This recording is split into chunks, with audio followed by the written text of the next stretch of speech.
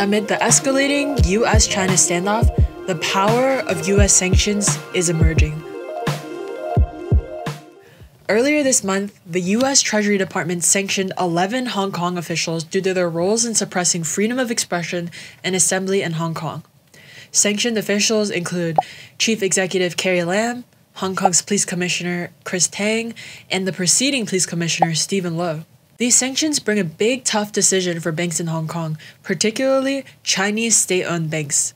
Yes, that means the Chinese government, the Chinese Communist Party, owns these banks. These banks are among the wealthiest in the world.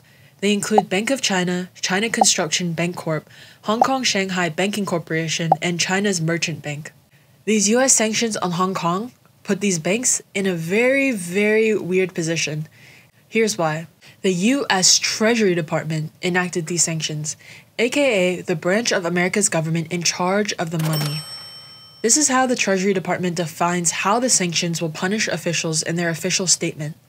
As a result of today's action, all property and interests in property of the individuals named above and of any entities that are owned directly or indirectly 50% or more by them, individually or with other blocked persons that are in the United States or in the possession or control of US persons are blocked and must be reported to OFAC.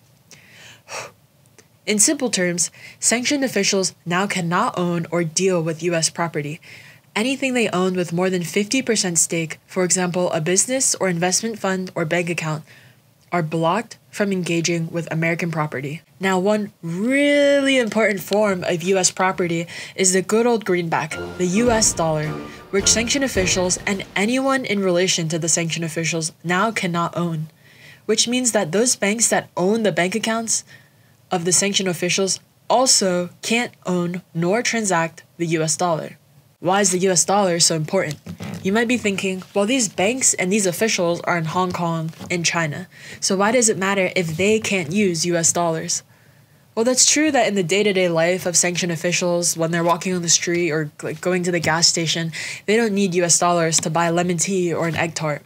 But their savings account and investment accounts do need the US dollar, and so do these massive banks that trade and invest all over the world. The US dollar is the strongest currency in the world. 60% of foreign currency reserves are denominated by USD. In the foreign exchange trading market, 90% of exchanges involve the US dollar. Now, Hong Kong is one of the world's top financial centers. Other top financial centers are places like London, New York City, Tokyo. And Hong Kong has dominated as a world financial center, mostly because of its autonomy, freedom, safe rule of law, and its US currency peg. The value of the Hong Kong dollar is stabilized because it's linked to the US dollar, which is what makes Hong Kong such an attractive place for investors and banks. So let's make it clear. US currency dominates international finance. Hong Kong banks are big in international finance. These new US sanctions throw a huge wrench into the entire operation of Hong Kong banks because they have to decide. Do they listen to the US and maintain access to the US dollar, which they absolutely need to be a credible bank in today's world markets and to make money? Or do they listen to the Chinese Communist Party, who owns many of these banks and keeps selling them big investment opportunities in China and Hong Kong, and will tend to come after them if they don't comply with Chinese Communist Party rules? These tend to be things like calling Taiwan a part of China, not mentioning Uyghur concentration camps or Tibetan independence, or opposing Hong Kong protests. But that's content for another video. So here's where it all comes together to be a really weird decision for Hong Kong's banks. Have you heard about China's national security law in Hong Kong? Yes? No?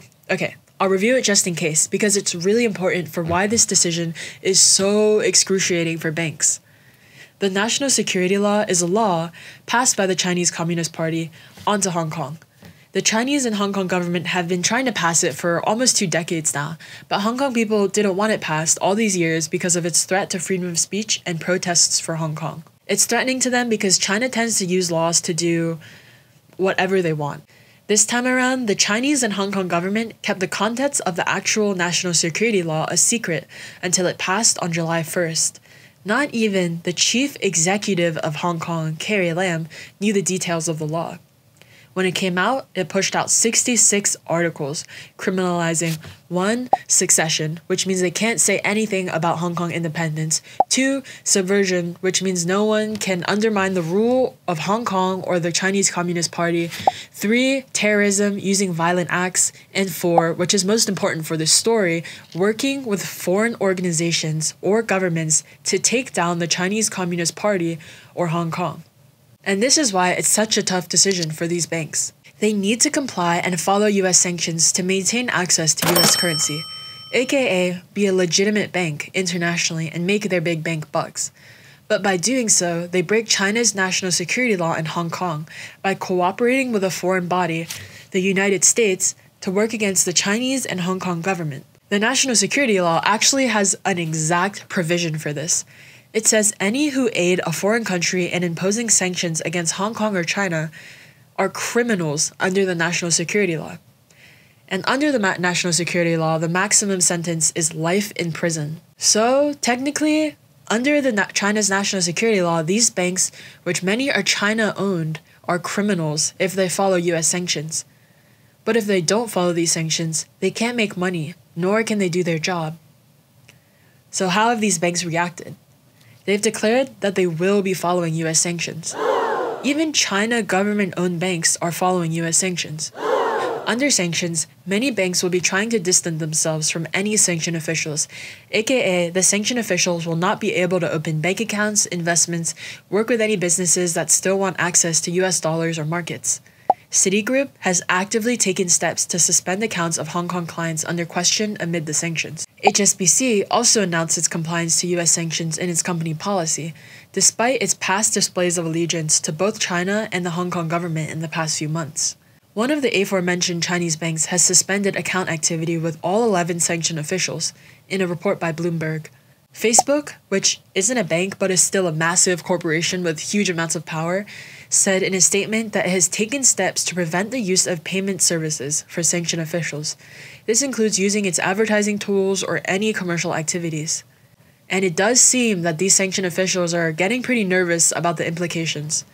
It's been discovered that credit unions within the Hong Kong police force were found to be transferring billions of Hong Kong dollars in assets from foreign banks into safer Chinese banks to protect officers from sanctions. But as we now know, even transfers to Chinese-owned banks may not save them as they begin to comply with US sanctions. Thank you for watching. Comment anything else you'd like me to explain. Likes and subscriptions really help this channel grow, so please help do so if you'd like to support. Okay, bye guys, I'll talk to you next week.